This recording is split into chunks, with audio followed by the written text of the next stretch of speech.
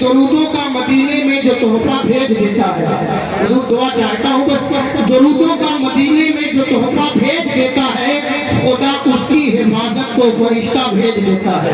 درودوں کا مدینے میں جو تحفہ بھیج دیتا ہے خدا اس کی حفاظت کو فرشتہ بھیج دیتا ہے۔ خدا دیتا ہے برکت ایسے بیٹے کی کمائی میں جو بیٹا باپ اور ماں کو مدینہ بھیج دیتا ہے،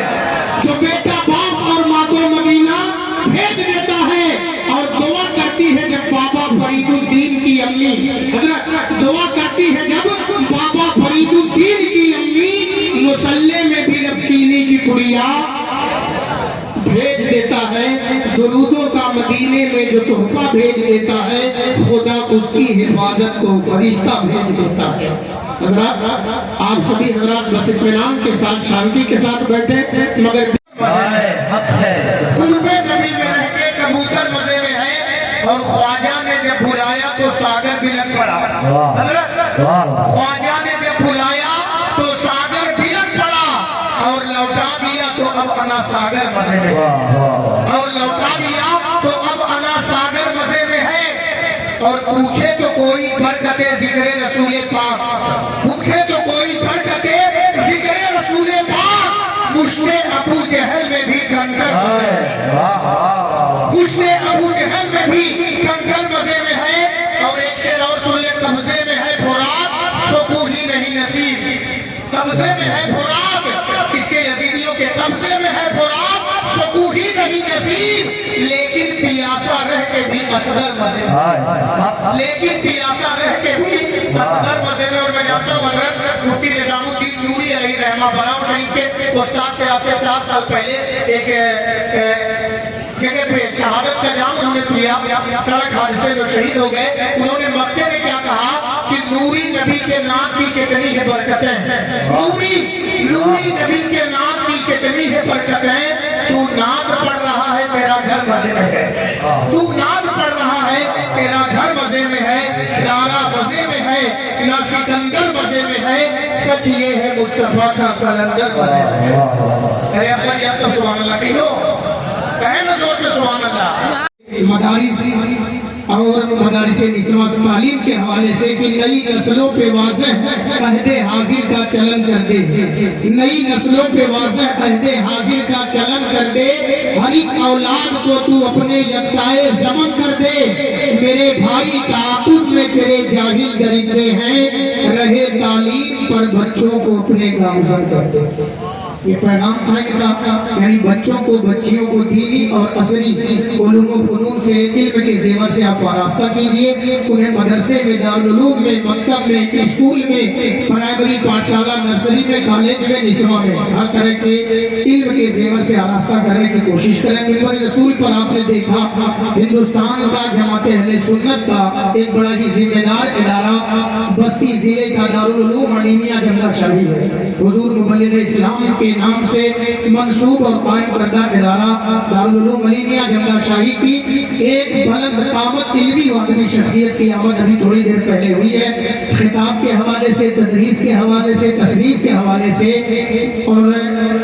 افتاء نویسی کے فتویٰ نویسی کے حوالے سے الحمدللہ جن کی مثال نہیں ہے۔ آپ سبھی حضرات کے سامنے مخدوم گرامی مرتبت حضرت علامہ مفتی کمال احمد صاحب قبلہ تشریف لا چکے ہیں۔ بس تھوڑا سا اگر ایک گزارش میں کرو، اگر آپ تکلیف نہ ہو چچا تو دو قدم آپ لوگ آگے آ جائیں گے، ہاں آپ ہی لوگ سے تھوڑا آگے چلے آئیں۔ مجمع بہت دور ہے، بہت قلیل ہے، میں تو سوچ رہا ہوں کہ ایک دم ٹھاٹھے مارتا ہوا مجمع ہوگا، اتنے بڑے بڑے علماء، شعراء، خطباء، پیران نظام کی آمد ہے، مگر اس حساب سے مجمع ہے ابھی بہت زیادہ، مگر جتنے آپ بیٹھے اس سے کہیں زیادہ ادھر ٹہل رہا ہے، کچھ کھڑے ہیں، کچھ دکان کے پاس ہے، کچھ دوپلس کر رہا ہے۔ جنگ میں کاغذی افراد سے کیا ہوتا ہے، ہمتیں لڑتی ہیں تعداد سے کیا ہوتا ہے۔ آپ جنگ ہیں مگر محبت کے ساتھ سنیے کہ قال رسول سید زادہ حضور سید زکریا صاحب اللہ منبر شریف پر تشریف فرما ہے، ذرا پورا مجمع پر اور ہاتھ اٹھا کے کہے سبحان اللہ۔ ایک اچھا شعر آپ کی خدمت میں پیش کر دوں۔ ایک شاعر نے کہا مانگے شب بھر رب حمدی کی دعائیں مصطفیٰ،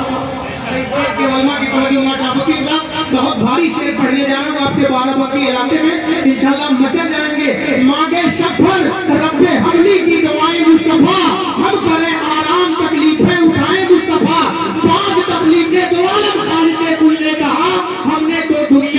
دی اب چلائیں مصطفیٰ، ہم نے تو دنیا بنا دی اب چلائیں مصطفیٰ۔ مگر اسی تناظر میں ہندوستان کے مجھے مجھائے شاعر راہی بستری نے کیا کہا کہ کھاتا ہوں میں ضرور کھلاتے ہیں مصطفیٰ، کھاتا ہوں میں ضرور کھلاتے ہیں مصطفیٰ، پیدا کیا خدا نے جلاتے ہیں مصطفیٰ، اور پڑھ لے درود پاک اور سو جائے باوضو، ہم نے سنا ہے خواب میں آتے ہیں مصطفیٰ۔ اور تھی بچپنے کی عمر، تھی بچپنے کی عمر مگر کام دیکھیے، انگلی سے اپنے چاند نچاتے ہیں مصطفیٰ، انگلی سے اپنے چاند۔ تکبیر! ایسے مت بولیے بھائی، حضور قائد ملت بھی آنے والے، پھر بولو گے تو پھر گھٹولی تک آواز جائے گی، اتنا بولو کہ دیوار شریف تک آواز جائے اور سمجھ میں آئے کہ ہم لوگ بچاوا کی تدبیر پر بیٹھے ہوئے ہیں۔ نعرے تکبیر، نعرے رسالت، مسلک اعلیٰ حضرت کانفرنس علماء اہل سنت نقیب ہندوستان حضرت مولانا ہارون صاحب قبلہ، نعرے تکبیر، نعرے رسالت۔ تھی بچپنے کی عمر مگر کام دیکھیے، انگلی سے اپنے چاند نچاتے ہیں مصطفیٰ۔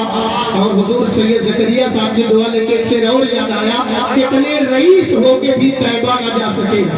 کتنے سیٹھ ہو کے بھی طیبہ نہ جا سکے، جاتے وہی ہیں جن کو بلاتے ہیں مصطفیٰ، جاتے وہی ہیں جن کو بلاتے ہیں مصطفیٰ۔ امت نہ جائے کوئی جہنم میں اس لیے، دن ہوگی رات آنسو بہاتے ہیں مصطفیٰ، اور جس روز دن گزرتا ہے اصغر کی یاد میں، اس رات میرے خواب میں آتے ہیں مصطفیٰ۔ کھاتا ہوں میں ضرور کھلاتے ہیں مصطفیٰ، پیدا کیا خدا نے جلاتے ہیں مصطفیٰ۔ اللہ تعالیٰ آپ سبھی حضرات کا بیٹھنا اپنی بارگاہ میں قبول فرمائے، اور آمین کہہ دیں محبت سے۔ آپ اللہ رسول کا ذکر سننے کے لیے بیٹھے ہیں، جماعت کے مقتدر مائنات شخصیت اسٹیج پر تشریف فرما ہے۔ حکم ہوا ہے شہاب الدین صاحب اللہ کا کہ مفتی صاحب اللہ کی آمد ہو چلی ہے ممبر شریف پر۔ اب بلا تاخیر آپ سبھی حضرات کی خدمت میں ایک بہترین آواز کا مالک، شاندار انداز میں نبی کی نعت پڑھنے والا نعت خان مصطفیٰ ثنا خان رسول، نعت رسول کو بلانے کے لیے مداح کبریا جناب حافظ سمیع احمد رضا لکھنوی صاحب قبلہ کو آپ سبھی حضرات کی خدمت میں پیش کر دیا جائے۔ تو تیار ہیں آپ لوگ؟ چراغ بجھنے لگا تو ہوا پہ چھوڑ آیا، میں ساری مشکلیں مشکل کشا پہ چھوڑ آیا، میں گھر سے نکلا پڑھ کے آیت الکرسی، میں اپنے گھر کی حفاظت خدا پہ چھوڑ آیا۔ حضرات ایک مرتبہ پھر بڑے ادب کے ساتھ اپنے شعراء حضرات ناطخہ سے گزارش ہے، کیونکہ وقت آپ دیکھیں کتنا ہو چکا، 4-5 تقریریں ہونی ہیں انشاءاللہ۔ ذمہ دار علماء تشریف فرما ہے، آپ اسٹیج پر ممبر شریف پر نگاہ دوڑائیں، آپ کے سامنے حضور سید زکریا صاحب اللہ دعوت برکاتہ العالیہ